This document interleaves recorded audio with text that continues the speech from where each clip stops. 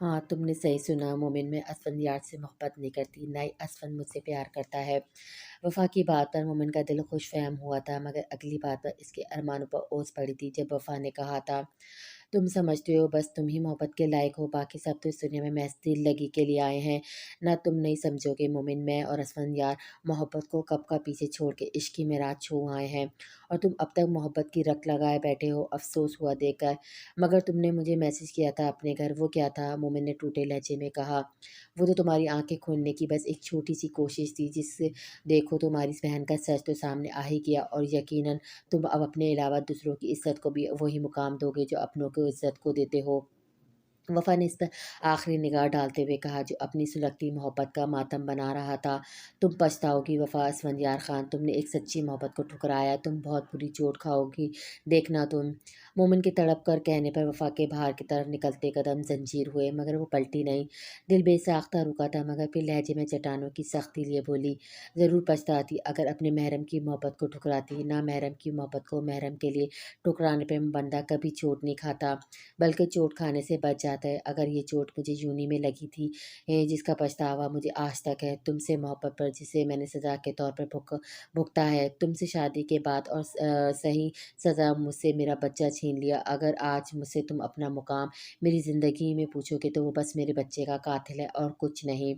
آنسو کی گریں پڑنے لگی تھیں وفا کے گلے میں، جس کو بامشکل اس نے ضبط کرتے مومن کو چبا چبا کر کہا۔ آنکھیں سرخ ہو گئی تھیں، یہ کہتے ہی وہ جا چکی تھی، پیچھے مومن اس کے لفظوں کی وجہ سے سناٹوں کی زد میں رہ گیا تھا۔ وفا کے الفاظ مومن کا سینہ چیر گئے تھے، مگر یہ اٹل حقیقت تھی کہ وہ اپنے ہی بچے کا قاتل تھا، اور پھر وہ دھاڑے مار مار کر رویا تھا، اپنے پچھتاوے پر، اپنی محبت کی قبر پر، اپنے بچے کے نقصان پر۔ آخر وہ کس کس بات پر روتا، اب رونا ہی اس کا مقدر تھا۔ اسفندیار جو مومن کے کمرے کے پاس سے گزر رہا تھا، اندر وفا اور مومن کی باتیں سن کر رک گیا، اور وفا کے ایک ایک لفظ نے اس کو اندر تک جہاں سرشار کیا تھا، وہیں اس کے بچے کا سن کر اس کو بھی نئے سرے سے دکھ ہوا تھا۔ اب اس لیے اس کی کوشش یہ تھی کہ وفا کو دنیا کی ہر خوشی سے نوازے۔ وہ چاہتا تھا وفا ہمیشہ خوش رہے، اسے کبھی کسی چیز کی کمی محسوس نہ ہو۔ اس نے جتنے دکھ جھیلے ہیں، اس سے کہیں زیادہ خوشیوں کا اس کا مقدر بن جائیں۔ عمر، تمہیں نہیں لگتا کہ ہمیں وفا اور اسفندیار کے لیے بھی کچھ کرنا چاہیے؟ اور ویسے بھی ان کی 3 دن بعد ویڈنگ اینیورسری ہے۔ ہاں عائشل، یہ ایک اچھا خیال ہے، ہم انہیں بالکل سرپرائز دیں گے، فنکشن کی تیاری بھی چھپ کر ہی کریں گے، تاکہ انہیں کسی بات کا علم نہ ہو، جب ایک دم انہیں سرپرائز ملے تو وہ زیادہ خوش ہوں گے۔ عمر نے بھی اس کے ارادے پر حامی بھری۔ کیا خیال ہے ویسے، ہم کیا سرپرائز دیں انہیں؟ عمر نے پرجوش انداز میں کہا۔ تو عائشل بھی ٹھوڑی پر انگلی ٹکائے بڑے بوڑھوں کی طرح سوچنے لگی۔ جب اس کے دماغ میں دھماکہ ہوا آئیڈیا، وہ اچانک پوری تو عمر اس کے انداز پہ ڈر کر اچھلا۔ کیا کیا؟ اور ذرا آرام سے بولو، نازک دل کا بندوں کہیں پھڑک گیا تو؟ عمر کے انداز پہ اس کا کہکمہ بے ساختہ تھا۔ وہ یہ کہ میرے نازک میاں جی، ہم اسفند اور وفا کی یونی سے لے کر اب تک کی تمام یادوں کی ویڈیو کو اور پکس کی صورت میں LCD پر پلے کریں گے، جس سے ان کی پرانی یادیں تازہ ہو جائیں گی۔ اس نے پہلے عمر کے دونوں گالوں کا کھینچتے، پھر دونوں ہاتھ اشتیاق سے ٹوری کے نیچے ٹکاتے کہا تو وہ سچ میں اس کی ذہانت کا قائل ہوا۔ ارے واہ، یہ تو بیسٹ گفٹ رہے گا، مگر ایک منٹ، اسفند اور وفا یونی میں ایک دوسرے سے کب ملے؟ عمر نے پہلے چہک کر کہتے، پھر مشکوک انداز میں عائشل کو سر سے پیر تک دیکھتے کہا، جس سے دانتوں تلے زبان دبائی، پھر اپنی جلد بازی پر وہ کچھ نہیں، اس نے ہڑبڑاتے ہوئے کہا، جبکہ عمر نے اس کو کھسکتے دیکھ کر بازو سے پکڑ کر اپنے آگے بٹھایا۔ نہ نہ، اصل میں ایسے نہیں جانے دوں گا تمہیں، آج تو سچائی بتانی ہی پڑے گی، جب تک تم مجھے یہ نہیں بتاتی میں تمہیں جانے نہیں دوں گا۔ عمر نے اس کو دونوں ہاتھوں سے گھیرتے ہوئے کہا۔ عائشہ پوری طرح پھنسی تھی، اب تو خود ہی اپنے پیروں پہ کلہاڑی ماری تھی، اس لیے ساری کہانی الف تا یہ بتا دی کہ اسفند اور وفا سب سے پہلے کب اور کہاں اور کیسے ملے تھے، اور یونی میں ان کی کتنی بار ملاقات ہوئی، جسے سن کر عمر بھی حیران رہ گیا۔ کیا یہ میں کیا سن رہا ہوں؟ اسفند بھائی اور وفا ایک دوسرے کو پہلے سے جانتے تھے، اور کئی دفعہ ان کی تکرار بھی ہوئی تھی، تم نے مجھے بتانا بھی ضروری نہیں سمجھا؟ اس نے عائشہ کو کڑے تیوروں سے دیکھتے ہوئے پوچھا۔ وہ دوست ہی کیا جو دوست کے راز نہ رکھے، اگر میں یہ سب تمہیں پہلے بتا دیتی تو میں اپنی دوستی کا حق ادا نہ کر پاتی۔ عائشہ نے بڑے پیار سے اس کو سمجھایا۔ کیا مطلب؟ میں کچھ سمجھا نہیں، عمر نے ناسمجھی سے پوچھا تو اس نے کہا کہ اگر میں حویلی والوں کے سامنے ظاہر کر دیتی کہ اسفند اور وفا ایک دوسرے کو پہلے سے جانتے تو ان دونوں کے لیے مشکلات کھڑی ہو سکتی تھیں۔ مومن تو پہلے اس پہ شک کرتا تھا، اگر اس کو یہ پتہ چل جاتا کہ وہ پہلے بھی ایک دوسرے سے ملے ہیں تو اسفند یار اور وفا کو بھی شک کے دائرے میں لا کر کھڑا کر دیتا۔ और उसकी ज़िंदगी और जहन्नुम बना देता। इसलिए जानते बूझते भी जब असफर मुझे यहाँ लाया तो मैं कुछ ना बोली। उमर वाक़ई अपनी बीवी की अक्लमंदी का कायल हुआ था और आगे बढ़कर इसे गले लगा लिया था, जिस पर वो ना करती रह गई। लेकिन अब इसके पास उमर के सार में आने के अलावा और कोई चारा ना था। मोमिन को यूं गम में डूबे देखकर शाज़िया के जहन में एक खराफाती आइडिया आया था, जिस पर इसने अमल करते हुए जूस में नशे की दवा मिलाई और वो मोमिन को पिला दी थी, जिससे इसे पीते हुए बिल्कुल भी पता न चला। और वो अपनी मोहब्बत के गम के नशे में सारा जूस पी गया, जिसके बाद इसे नशा छाने लगा और फिर कुछ याद ना रहा। वही शाज़िया ज़हन में नई चाल लिए खड़ी थी। अपने आप को बचाने का ये सुनहरी मौका था। इसने न सिर्फ़ रात को मोमिन को अपने काबू में कर लिया, बल्कि अपने हुस्न की रानाइयाँ दिखाते हुए इसे अपने आप में मदहोश कर लिया था। और मोमिन बेचारा इसको वफ़ा समझकर इसके करीब से करीब तर होता चला गया। इन लम्हात में भी इसके मुँह से बस वफ़ा का नाम निकल रहा था, जो शाज़िया के दिल पर जलती आग का काम कर रहा था। बस आज की रात है मोमिन, फिर तुम्हारे दिलो दिमाग पर सिर्फ शाज़िया ही होगी, सिर्फ और सिर्फ शाज़िया। इसने मोमिन के गले में बाहों का हाथ डालते उसके करीब तर होते हुए कहा, और फिर एक दूसरे में खोते चले गए और रात उदासी से कतरा कतरा पिघलती चली गई थी। शाज़िया अपनी जीत पर सरशार थी कि अब कोई भी नहीं जान पाएगा कि इसने शादी से पहले किसी गैर मर्द से जिनसी ताल्लुकात बनाए थे। सारे सबूत मिट चुके थे और बाकी बचा था गुनाह। सुबह जब मोमिन अपना दर्द से फटता हुआ सर पकड़ कर उठा तो शाज़िया और ख़ुद को बिस्तर पे बेलिबास निहायत ही काबिल एतराज़ हालत में पाया। अपनी और शाज़िया की हालत देखकर इसे लम्हा लगा था समझने के रात इन दोनों की अज़वाजी ज़िंदगी शुरू हो चुकी है, और ये चीज़ मोमिन को अपने आप से और भी ज़्यादा नफ़रत करने पे मजबूर कर रही थी। वो बग़ैर शाज़िया पर एक नज़र डाले वॉशरूम में घुसकर फ्रेश हुआ और बाहर निकल गया। पीछे शाज़िया जलती बुनती रह गई, जिसका शौहर होश में आते इससे कोसों दूर हो चुका था। अब बस वफ़ा अपनी उल्टी गिनती गिनना शुरू कर दो, तुम्हारे खुशियों के दिन बस इतने ही थे, इसने नफ़रत से सोचा। असफंद जो वफ़ा को मोमिन के कमरे से यूं दुखी होकर निकलता हुआ देख रहा था, फ़ौरन इसकी खुशी का सामान करते हुए इसके लिए पसंदीदा सफ़ेद गजरे ले आया। जब वो कमरे में दाखिल हुआ तो वफ़ा खिड़की से सर टिकाए बाहर आसमान पर कुछ तलाश कर रही थी। क्या सोच रही हो? इसने वफ़ा को पीछे से अपनी बाहों में भरते हुए कहा। इसके यूं अचानक आ जाने पर वो चौंकी थी। असफंद, तुम्हें कैसे पता चल जाता है कि मैं दुखी हूँ? जब मैं गमगीन होती हूँ तब भी तुम किसी सायादार दरख्त की तरह मुझ पर छाँव कर देते हो। इसने नम आँखों से असफंद को देखते हुए कहा, जिसने प्यार से अपने लबों से इसके चेहरे पर से आंसू चूने। वफ़ा, तुम्हारा दिल मेरे दिल के साथ जुड़ चुका है, हमारा दिल ही क्या बल्कि हमारी रूह भी आपस में जुड़ी है। तो ये कैसे मुमकिन है कि एक बंदा तकलीफ़ में और दूसरे को खबर ना हो? ये तो सरासर इश्क की तौहीन है, जिसमें महबूब तकलीफ़ में और इश्क अनजान रहे, ऐसा मुमकिन नहीं। और फिर मैंने तो बरसों पहले ही तुम्हारी चाहत की लम्हा लम्हा तुम्हें दुआओं में मांगा है, फिर मैं तुमसे कैसे गाफिल रह सकता हूँ? असम यानी इसको दोनों हाथों से थाम कर सामने करते हुए कहा। इसकी आंखों में मोहब्बत और इश्क का ठाटे मारता हुआ समंदर वफ़ा साफ दिख सकती थी और इसमें कोई खोट नहीं थी। अब तो वफ़ा भी जानती थी कि चाहे इश्क में कौन सी मिराज पे क्यों ना पहुंच जाए, वो असफर का मुकाबला नहीं कर सकती थी। वफ़ा, तुम मेरे दिल की वो धड़कन हो जो मेरे दिल की दुनिया को ज़िंदगी से सैराब करती है, इसलिए तो तुम मेरी ज़िंदगी में सबसे अहमियत की हामिल हो, जिसके बगैर मेरी ज़िंदगी की कोई मायने नहीं। असम यार के इतने खूबसूरत लफ्ज़ों को वफ़ा ने अपने दिल में उतारता पाया और उसके सीने से लग गई जहाँ इसका सुकून था। चलो चलो, अब ये आंसू साफ करो और आंखें बंद करो। असम के कहने पर वफ़ा आंखें बड़े की इसे देखने लगी। मैं जब भी तुमसे आंखें बंद करने को कहता हूँ तो तुम आंखें ज़्यादा क्यों खोल लेती हो? असम ने घूरते हुए पूछा तो वो हंसकर आंखें बंद कर गई, और जब इसने आंखें खोली तो असम यानी इसकी दोनों कलाइयों को सफ़ेद गजरों के फूलों से सजा चुका था, जिसने इसकी कलाइयों को चार चाँद लगा दिए थे। वफ़ा ने मुस्कुराकर आँखें बंद करके इनकी महक को दिल में उतारा। इसकी खुशी इसके चेहरे से देखी जा सकती थी, जो अपना गम भूलकर असफंद की दी हुई खुशी में खो चुकी थी। इसने प्यार भरी आँखों से असफंद को देखा और बस इतना ही कहा, और तो कुछ नहीं, बस इतना कहना चाहूँगी तुमसे कि अल्लाह ताला ने मुझे इस दुनिया में तमाम आज़माइशों का अजर तुम्हारी सूरत में नाम की तरह अता किया, जिस पर मैं अल्लाह का जितना शुक्र अदा करूँ कम है। बस एक वादा चाहिए तुमसे। वो क्या? वफ़ा के आँखें टपटपाने पर असफन अचपते से पूछा। यूँ ही मेरी हिफाज़त करोगे, मुझे कभी नहीं धोखा दोगे और अपने आप को मेरे लिए सँभाल कर रखोगे, किसी को भी खुद को नुकसान पहुँचाने नहीं दोगे, बल्कि जो तुम्हें नुकसान पहुँचाएगा इसका मुँह तोड़कर रख दूँगी। ये कहते ही वो आँखें मूंद कर असफन के सीने से सर टिकाया गई और वो दोनों बंद आँखों से मुस्कुरा दिए, किस्मत के फैसले से अनजान। یہ ان کی ویڈنگ نائٹ سے ایک رات پہلے کی بات ہے، جب شازیہ اور اجالا رات کے 1 بجے شازیہ کے کمرے میں اپنا شیطانی پلان سر انجام دے رہی تھی۔ کیا تمہیں یقین ہے شازیہ کہ اسفند رات کے 1 بجے کچن جاتا ہے؟ اجالا نے شازیہ سے کنفرم کرنے کے لیے پوچھا تھا کہ ان کی محنت رائے گا نہ جائے۔ ہاں اجالا، میں 100% یقین سے کہہ سکتی ہوں کہ اسفند رات 1 بجے ہی پانی لینے اپنے کمرے سے نکلتا ہے، اور یہ میں 1 مہینے سے نوٹ کر رہی ہوں۔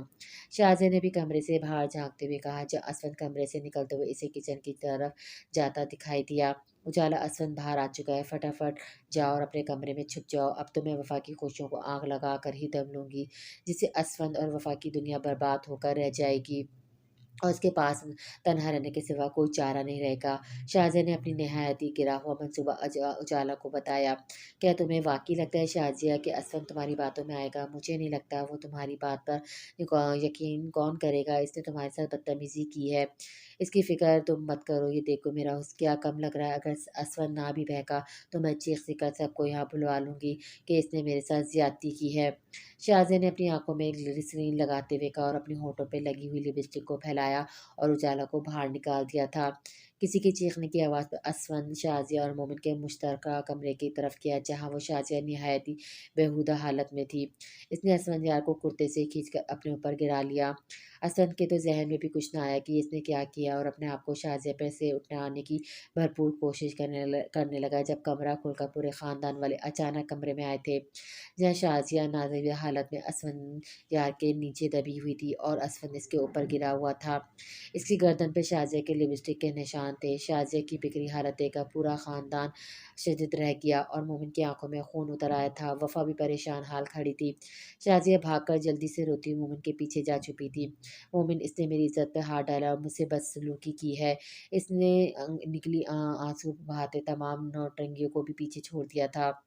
اس کی بات پہ اسفند چیخ کر بولا، نہیں یہ سب جھوٹ ہے، یہ جھوٹ بول رہی ہے، مگر کسی نے اس کی بات پہ یقین نہیں کیا۔ اسفند تو یار، تمہیں شرم آنی چاہیے، اپنی بہن کے ساتھ ایسا کرتے ہوئے شرم سے ڈوب مرو، ثاقب صاحب نے جھاڑتے ہوئے کہا، جبکہ مومن نے اس کی سچائی بغیر سنے اس پہ مکوں کی برسات کر دی۔ نائلہ بیگم نے بغیر کچھ سنے اسفند کو دعائیں اور کوسنے دینے شروع کر دیے تھے۔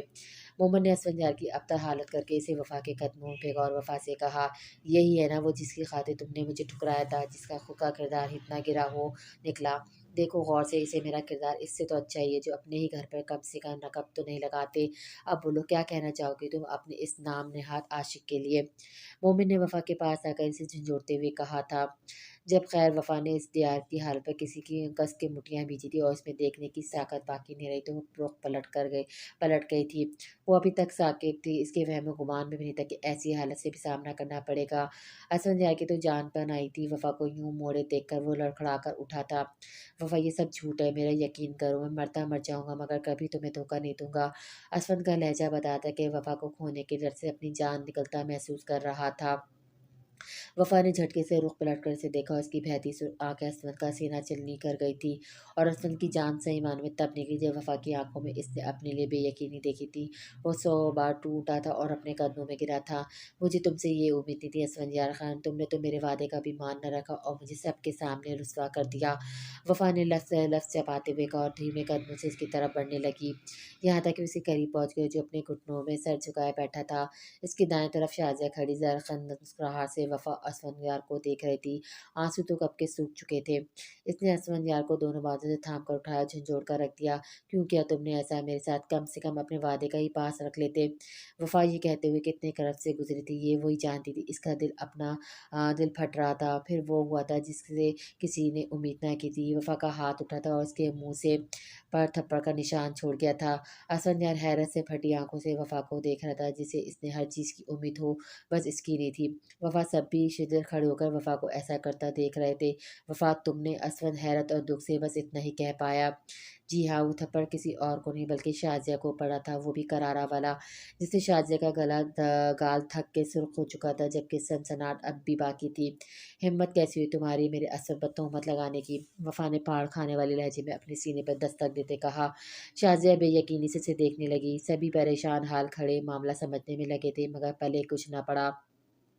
वफ़ा ये तुम क्या कर रही हो? क्या पागल हो गई हो तुम? कसूरवार तुम्हारा शौहर है, तुमने मेरी बीवी पर हाथ उठाया भी कैसे? मोमिन ने तन-फ़न करते हुए इस तक पहुँचते इसको झटके से अपनी तरफ पलटते हुए कहा, अरे वाह मोमिन साहब, देखकर अच्छा लगा कि आप बीवी की कदर करना जान ही गए, मगर अफ़सोस कि आप फिर भी गलत हैं। आपने तो शायद कसम खा ली सच को ना देखने की। खैर रही बात असवन यार की, तो इसके और मेरे मामले में बोलने की आपको ज़रूरत नहीं, ना मैंने आपको ऐसा कोई हक दिया है। इसने मोमिन के दोनों बाजू को झटकते हुए कहा और असफंदियार की तरफ पलटी जो इसी को ही देख रहा था। एक ही वादा लिया था असफंद तुमसे, तुम वो भी ना निभा सके। मैंने तुमसे कहा था अगर कोई तुम्हें नुकसान पहुंचाने की कोशिश करेगा तो तुम इसका मुंह तोड़ दोगे, तो क्यों नहीं तोड़ा तुमने इसका मुंह? जब इसने ये बदफाल तुम्हारे लिए अपने मुंह से निकाले तो एक थप्पड़ मारकर तभी इसका मुंह बंद कर देते, ताकि ना ही बोलने लायक रहती ना ही कुछ ऐसा सोचती। इसने असवन को यार को गुस्से से घिरते हुए कहा, जो दिल ही दिल में अल्लाह का शुक्र बजा लाया था जिसने इसे इतनी अच्छी शरीके हाथ से नवाजा था, जिसको इस पर पूरा यकीन था। आंखें मेरी बंद हैं या तुम्हारी, जो ये सब देखकर भी अपने शौहर पे अंधा यकीन कर रही हो? मोमिन के तंज पर वो हँसते अंदाज में हँसी। अंधा यकीन तो मुझे तुम पर भी था, तुमने कौन सा तीर मार लिए? वफ़ा की बात पर मोमिन को सही आग लगी थी। मतलब क्या है तुम्हारी इस बात का? मतलब ये कि मकाफ़ात का वक़्त है मोमिन। मोमिन की नासमझी पर वफ़ा ने लफ्ज़ चबाते हुए कहा, अभी भी नहीं समझे? चलो मैं बताती हूँ। याद तो होगा तुम्हें, यही वो लोग हैं जिनके सामने तुमने मुझे बदकिरदार कहा था और ये भी कहा कि तुम्हें मुझसे अच्छे और साफ़ किरदार की बीवी मिलेगी जो मैं कभी नहीं बन सकती थी। यही कहा था ना तुमने? इसने आईब्रो उचकाते हुए कहा तो मोमिन को बहुत कुछ गलत होने का अंदेशा हुआ। वफ़ा मेरी बात सुनो, मेरा वो मतलब नहीं था। मोमिन बौखलाया। खामोश, आज तुम चुप रहोगे और मैं बोलूँगी जैसे इस दिन तुम बोले थे। क्या कहा था? मैं बदकिरदार हूँ? तो सुनो, मैं नहीं, हकीकत में तुम्हारी बीवी बदकिरदार है। इसने मोमिन को चुप कराते कहा, ए लड़की खबरदार जब मेरी बेटी को कुछ कहा। असमा बेगम चीखी, क्यों बहुत मिर्ची लग रही हैं अपनी बेटी पर? बात आई तो मैं भी तो लड़की थी, मुझ पर भी तो झूठी तोहमत लगाई थी, तब कोई आप में से कोई नहीं बोला? वफ़ा ने एक-एक पर दुःख भरी निगाह डालते कहा, क्या सबूत है तुम्हारे पास कि मेरी बीवी बदकिरदार है? मोमिन ज़ब्त से बोला। इसकी बात सुनकर वफ़ा कमरे में गया और कुछ पेपर्स लेकर आई। अगर तुमने मेरे असद पर इतना गंदा इल्ज़ाम न लगाया तो तुम्हारा मुकरू चेहरा मैं कभी सामने न लाती, मगर तुमने मुझ पर मजबूर किया है। वफ़ा ने शाज़िया को खून आशेम नज़रों से देखते हुए कहा, जो आने वाले वक़्त का सोचती लज़रा रही थी कि पता नहीं वफ़ा किस राज़ की बात कर रही थी। ये ले देखो अपनी बीवी की अबॉर्शन की रिपोर्ट्स। वफ़ा ने मोमिन के हाथ में रिपोर्ट्स फेंकते कहा, जो फटी आंखों से रिपोर्ट्स देख रहा था। इसने भी यकीन से शाज़िया को देखा। वो खुद भी जानता था कि शादी की बात पहली दफ़ा कल ही तो शाज़िया के करीब हुआ था, वो भी लाइल्मी में। फिर भी शाज़िया किससे प्रेग्नेंट हुई? शाज़िया को लज़रा तारी हो गया था। ये झूठ है, सरासर झूठ है मोमिन, ये तुम्हें मेरे खिलाफ भड़का रही है। शाज़िया ने मोमिन का चेहरा बौखलाते हुए अपने हाथों में थामते कहा, जो बस साकिन नज़रों से उसे देख रहा था। फिर वफ़ा की तरफ पलटते हुए बोला, ये रिपोर्ट्स झूठी भी तो हो सकती है, मैं क्यों यकीन करूँ उन पर? मोमिन की बात पर वफ़ा ने बेयकीनी से उसे देखा और फिर दुःख से हँस दी। यही तो बात है मोमिन, जब सच पर यकीन करना हो तो तुम आँखें बंद कर लेते हो, जब यकीन ना करना हो तो एक सच्चे इंसान की भी इज़्ज़त तो कौड़ी की कर देते हो, झूठ पर यकीन करके। वफ़ा ने ताली बजाते हुए कहा, पूछ रहे थे ना तुम इस दिन ऐसा क्या किया असफन यार मैं, जो मुझ में नहीं है तो वो है मुझ पर अंधा यकीन। जो सब मेरे खिलाफ खड़े थे तो ये एक था जो सिर्फ मुझ पर यकीन रखता था, मेरे लिए लड़ा, मुझे इंसाफ दिलाया, यहाँ तक कि मुझसे बेलौस मोहब्बत छोड़ इश्क किया, जो तुम शौहर का रुतबा हासिल करके भी ना कर पाए। हीरा है असवन यार, हीरा, तुम जैसा कोयला नहीं जो अपने ही मुंह पर कालक मल ले। इसने तंजिया अंदाज में मोमिन को कहते शाहजे की तरफ इशारा करते कहा, जानते हो बच्चा किसका था जो इसने ज़ाया करवाया? नहीं जानते? ओह, वो बच्चा कासिम का था। इसने शुरू में संसी मिलाते आखिर में सब पर बम फोड़ा था। मोमिन तो मोमिन, असफन यार भी शहशद रह गया, जिसे वफ़ा ने इस बात से अनजान रखा था। ए कमज़ात, मेरे मरहूम बेटे को बख्श दे, क्यों उस पे झूठे इल्ज़ाम लगा रही है? बदकिरदार तो तू और तू तेरा शौहर है। नायला बेगम ने इसे खरी-खरी सुनाते कहा, मैं कैसे मानूँ ये सच है? मोमिन की बात पर वफ़ा ने ताज्जुब से सर झटकते मोबाइल पर 2-4 बटन प्रेस करते हुए वीडियो निकाली, जिसमें कासिम और शाज़िया निहायत नाज़िबा लिबास में एक दूसरे की बाहों की आगोश में सारा सच बयान कर रहे थे, जिसे सुनकर गलतफहमी की कोई गुंजाइश ही नहीं बची थी। मोमिन के हाथ से फ़ोन छूटकर नीचे गिरा था। इसने शाज़िया को ऐसी नज़रों से देखा कि इसे अपनी जान निकलती हुई महसूस हुई थी। फिर क्या था, एक के बाद एक थप्पड़ मोमिन ने शाज़िया के मुँह की ज़ीनत बना दिए थे कि इसका गाल थप्पड़ों से लाल पड़ चुका था। होंठ का किनारा फटकर खून पे निकला, इनके बीच कोई भी ना आया था। تم نے میرے نکاح میں رہتے مجھے دھوکا دیا، بس ذات میں تمہیں کبھی معاف نہیں کروں گا۔ دوسروں کا گن تم میرے منہ پہ موڑنے چلی تھی تو سنو مومن خان، تمہیں پورے ہوش و حواس میں طلاق دیتا ہوں، طلاق دیتا ہوں، طلاق دیتا ہوں۔ اس نے شازیہ کو بے حال کرتے اسما بیگم کے قدموں میں پھینکا تھا، جنہوں نے روتے ہوئے اسے اٹھایا، جو بالکل ساکن ہو چکی تھی اپنی تمام دنیا لٹوانے کے بعد۔ مومن کا سانس پھول چکا تھا۔ اب بتاؤ مومن، کیسا لگا؟ وقت نے بھی کیسا تمہارے لفظوں کا جوتا تمہارے منہ پر مارا ہے؟ مجھے بد کردار کہنے کے چکروں میں تم نے ایک بد کردار لڑکی کو ہی اپنی عزت بنا لیا، مگر وہ کیا ہے نا، you both deserve each other. وفا کے یوں صاف کہنے پر مومن زمین پر گڑ گیا۔ کیا کیا نہ یاد آیا تھا اسے خود کا وفا کو ذلیل کرنا، بد کردار کہنا اور پھر دھتکار دینا، مگر وقت نے اسے وہ سب واپس لوٹایا تھا، بلکہ وفا کو سرخرو بھی کیا تھا۔ اس کا دل کیا ڈوب کر مر جائے۔ وفا مجھے معاف، ٹو ہیل ود یور معافی۔ تم جیسے لوگوں کے منہ سے تو معافی بھی گالی لگتی ہے۔ معافی مجھ سے نہیں بلکہ میرے شوہر سے مانگو، جس پر تم نے سب کے سامنے بہتان لگایا ہے۔ وفا کے کہنے پہ وہ شکستہ قدموں سے اسود کے سامنے گیا اور ہاتھ جوڑ کر معافی مانگنے لگا۔ اسود یار، میں جانتا ہوں میں تمہارے ساتھ بہت غلط کر چکا ہوں، مگر ہو سکے تو مجھے معاف کر دینا، تم تو بڑے ظرف والے ہو نا۔ اسود یار کے آگے مومن کو گڑگڑایا تو اسود نے اسے ایسی نظروں سے دیکھا کہ وہ شرمندہ ہو کر رہ گیا۔ تم میرے جگری یار تھے مومن، مگر تمہارا آنا نہ صرف ہماری دوستی کھا گئی بلکہ تمہاری محبت بھی۔ میں تو شاید پھر بھی تمہیں اپنی طرف سے معاف کر دوں، لیکن جو تم نے میری وفا کے ساتھ کیا اس کے لیے تمہیں کبھی معاف نہیں کروں گا۔ یہ کہتا وہ جا چکا تھا، جبکہ ثاقب صاحب وہیں بے ہوش ہو کر گر پڑے اور انہیں فوری طور پر ہسپتال لے جایا گیا۔ ہارٹ اٹیک کی وجہ سے وہ کمزور ہو کر رہ گئے تھے۔ انہوں نے وفا سے اپنے کیے کی معافی مانگی تھی، جس نے کھلے دل کا مظاہرہ کرتے ان سب کو معاف کر دیا تھا۔ آج اسود اور وفا کی شادی کی پہلی سالگرہ تھی، جس کی وجہ سے عمر اور ایشل نے حویلی کو دلہن کی طرح سجایا تھا۔ ایشل نے وفا کو بہانے سے ریڈ فراک دے کر ٹرائی کرنے بھیجا۔ جب وہ کپڑے بدل کر آئی تو اس کا ہاتھ تھام کر آئینے کے سامنے بٹھاتی اس کی نانا کرنے کے باوجود اسے پیارا سا تیار کر گئی۔ ہاتھوں میں چوڑیاں تھیں جو ہر تھوڑی دیر بعد کھن کھن کرتی۔ اس کے لاکھ پوچھنے کے باوجود ایشل نے اسے کچھ نہ بتایا تھا اور آنکھوں پر پٹی باندھتے اسے حال میں لے آئی تھی۔ یہی کچھ عمر نے اسفند یار کے ساتھ کیا تھا۔ اب حال یہ تھا کہ وہ دونوں ایک دوسرے کے آمنے سامنے کھڑے تھے۔ تمام لائٹس آف تھی، بس ایک اسپاٹ لائٹ کی روشنی میں ان دونوں پہ پڑ رہی تھی۔ عشاء کے 3 گنتے ہی دونوں نے اپنی اپنی آنکھوں سے پٹی اتاری تو نظر ایک دوسرے پر جا پڑی اور وہیں تھم گئی، نظریں بھی اور سانسیں بھی۔ یہ لمحہ طویل تھا مگر تھا فسو خیز۔ دونوں چھوٹے چھوٹے قدم اٹھاتے ایک دوسرے تک پہنچے تھے۔ چونکے تو تب جب پیچھے پروجیکٹر پر وفا کی کھلکھلاتی ہوئی آواز گونجی، او ماڑا ام کو رنگ برنگی چوڑیاں بہت پسند ہے۔ یہ تب کا منظر تھا جب اسود نے پہلی دفعہ وفا کو دیکھتے ہوئے اس منظر کو فون میں قید کیا تھا۔ دونوں اس منظر کو دیکھ کر ہنس دیے۔ وفا نے نم آنکھوں سے اسے دیکھا جس نے اس کی پہلی ملاقات کو سنبھال کر رکھا تھا۔ منظر بدلا اور اچانک وہ منظر یاد آیا جب وفا بیٹھی اسود کا خط پڑھ رہی تھی۔ منظر بدلتے گئے، ان کی پیار کی کہانی چلتی گئی۔ پھر وہ منظر یاد آیا جب اسود نے وفا کو ڈوبنے سے بچایا تھا۔ اس کی پوزینسی یہاں سے دیکھی جا سکتی تھی۔ سب حیران پریشان کھڑے ہی دلچسپ تحفہ ملاحظہ کر رہے تھے۔ تو اسفند اور وفا ایک دوسرے کو پہلے سے جانتے تھے اور پھر چلا تو آخر منظر جہاں دونوں اسٹیج پر کھڑے پشتو گانا گا رہے تھے، جن کی جوڑی دیکھنے میں چاند سورج کو مات دے رہی تھی۔ لوگوں نے ان کی اس پیار بھری داستان خوب پھوٹنگی اور ہلا گلا کیا، جس پر وفا کے گال سرخ ہو چکے تھے اور اسفندیار نے بے اختیار اس کا ہاتھ تھامتے اس کی چوڑیوں پہ لب رکھے تھے اور وہاں تالیوں کا سیلاب گونج اٹھا تھا، جبکہ وفا نے فوراً شرم سے دوہری ہوتے اسود کے سینے میں منہ چھپا لیا تھا۔ سب نے ان دونوں کو ساتھ رہنے اور سدا خوش رہنے کی دعائیں دی تھی۔ اٹینشن پلیز، میں چاہتی ہوں اسفندیار خان اپنی زوجہ کے لیے کچھ قیمتی الفاظ یہاں اسٹیج پر آ کر بیان کرے۔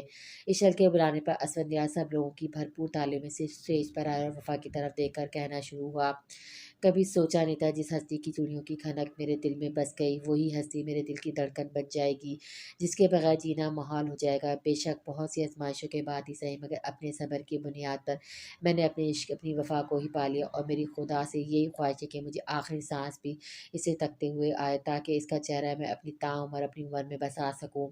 اسفندیار کی اتنی محبت بھری باتوں پہ پورا ہال نہ تھمنے والی تالیوں سے گونج اٹھا تھا، جبکہ وفا جو اسفند کے شروع کی باتوں پر اپنے آپ کو ہواؤں میں اڑتا محسوس کر رہی تھی، اس کی آخری بات پر ایسے لگا جیسے کسی نے اس کا دل مٹھی میں بیچ کر نچوڑ دیا ہو۔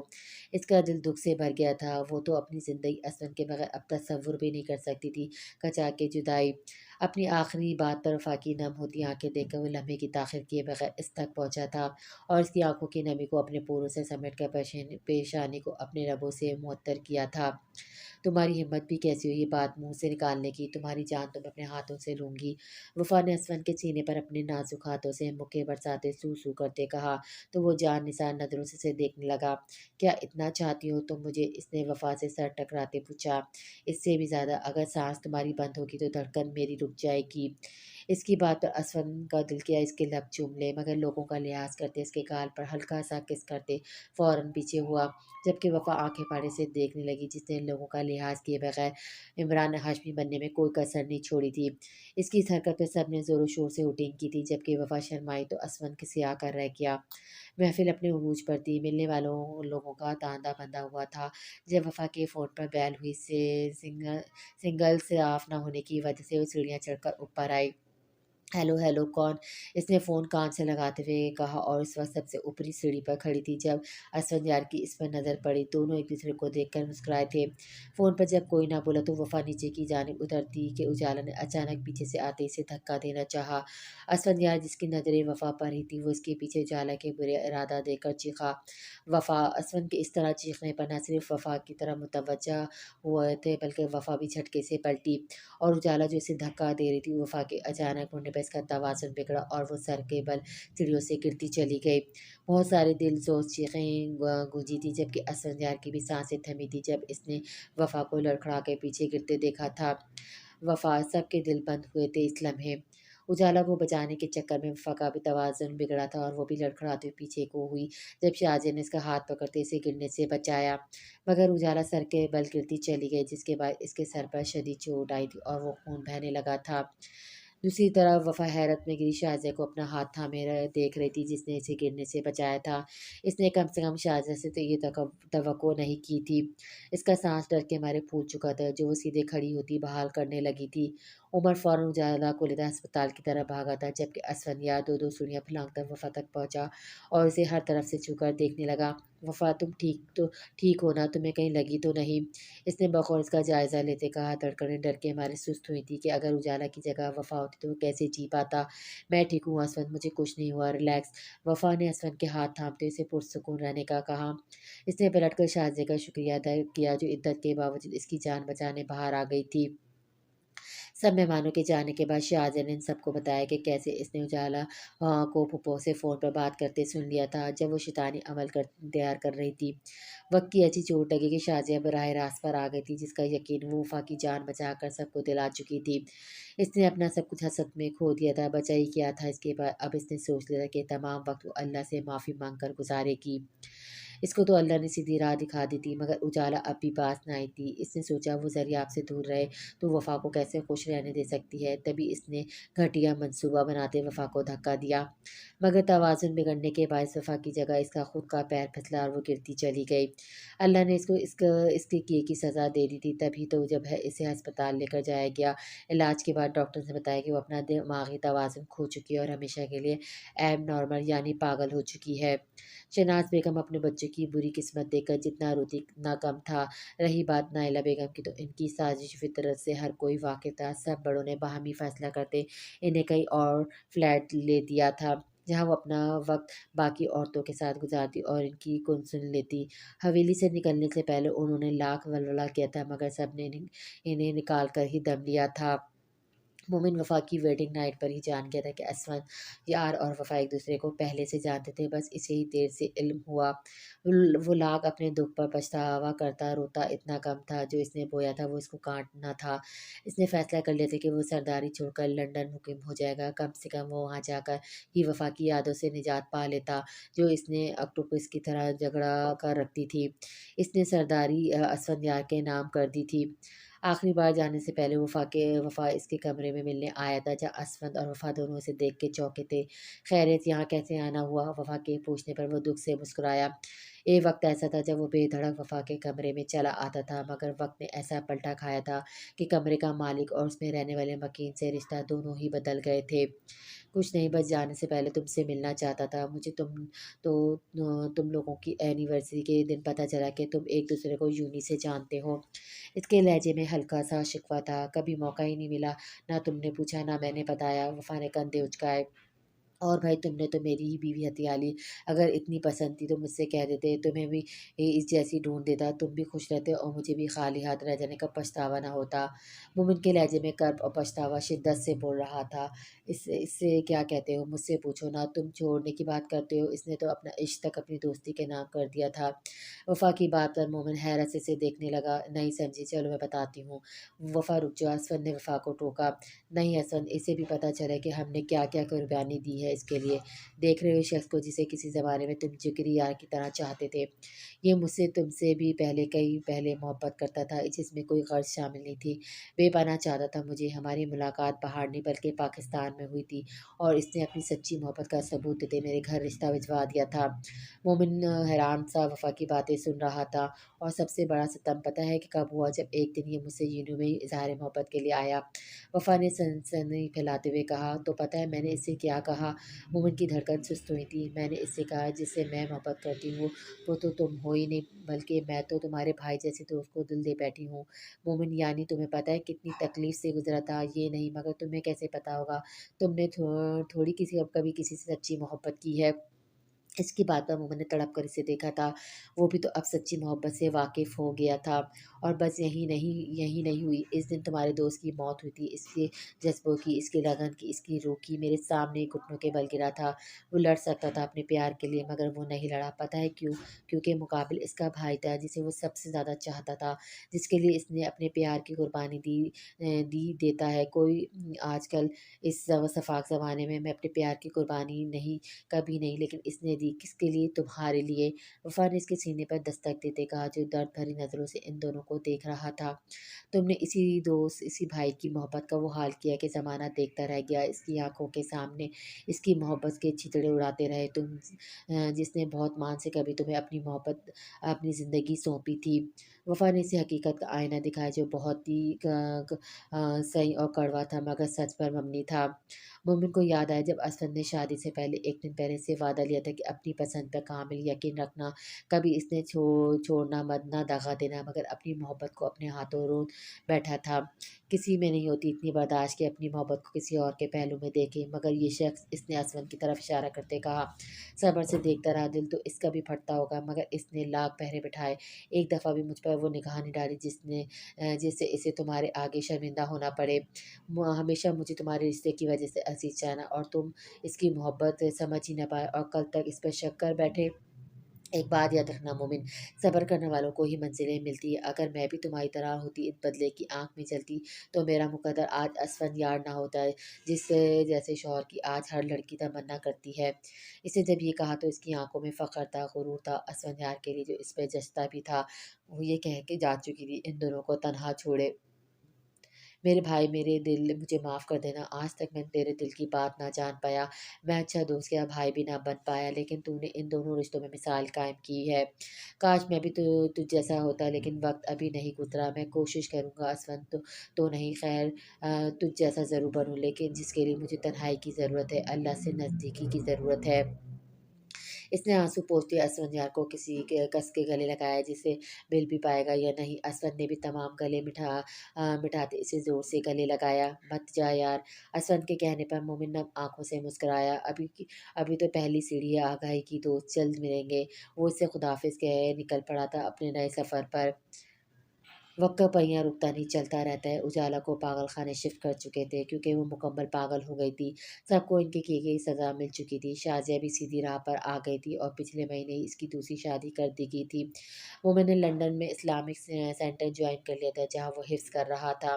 حویلی کی بات کی جائے تو عمر عشل کے ٹوئنز، 1 سالہ بچے ریحان اور عشا، سب کو ننھی شرارتوں سے اپنی طرف متوجہ کیے رکھتے۔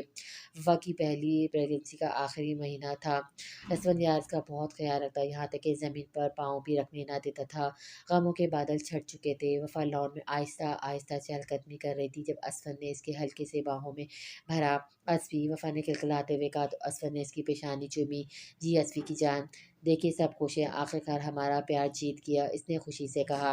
جی میری جان، یہ تو اللہ کا کرم ہے، اسفند نے اس کے ہاں میں ہاں ملائی۔ ہاں بے شک، لیکن آپ کی بدولت بھی۔ وہ کیسے؟ اس نے تعجب سے پوچھا۔ وہ ایسے اگر آپ اپنی محبت کو سلگائے نہ رکھتے تو وہ کبھی عشق کا درجہ نہ پاتی، بس اس لیے ہم آج ساتھ ہیں اور انشاءاللہ ساتھ رہیں گے جنت میں بھی۔ اس کی بات پر اسفندیار سرشاری سے مسکرایا۔ اس سے پہلے کہ وہ کچھ کہتی اس کے پیٹ میں تیز درد کی لہر اٹھی تھی اور وہ کراہتے ہوئے گری تھی۔ اسفند ایک دم بھوکلا گیا تھا اور فوراً اسے لیے ہسپتال کی طرف دوڑا، باقی سب بھی آگے پیچھے نکلے تھے۔ کئی گھٹنوں کے بعد انتظار کے بعد وفا نے ایک سنہری و سرخ لڑکی کو جنم دیا تھا، جو اسفندیار کی گود میں آتے ہی ٹکر ٹکر آنکھیں ٹپٹپا کر اسے دیکھنے لگی۔ ڈاکٹرز کے مطابق یہ بچی پیدائش کے بعد ایک بار بھی نہیں روئی تھی، بلکہ تیکھے نئے نقش سے سب کو گھور رہی تھی، مقابل بھی بھوکلا جائے۔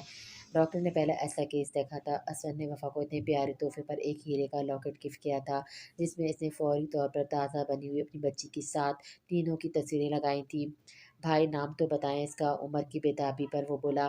افق اسفندیار خان نام ہے میری شہزادی کا، اس نے غرور سے کہا تو سب مسکرا دیے۔ افق کے اسفند کو ننھا سا مکہ مارنے پر حیرت تب ہوئی جب وہ افق کو اور وفا کو ہسپتال سے گھر لے جانے لگے تو راستے میں ایک درویش نے ان کا راستہ روکا۔ اس بچی کا بخت بہت بلند ہے، مگر افسوس سب سے پہلے چوٹ کسی اپنے قریبی رشتے سے کھائے گی، ٹوٹے گی یہ بہت برا، مگر پھر افق کی طرح چھائے گی۔ حق ہو وہ یہ کہتا وہ جا چکا تھا جبکہ سب پریشان ہو چکے تھے۔ افق کی آنے والی زندگی کو سوچ کر اس کی زندگی مشکل ہونے والی تھی، یہی بات سب کے دل ہلا گئی تھی۔ کیا ہونا تھا اس کا مقدر یہ تو اللہ جانتا تھا۔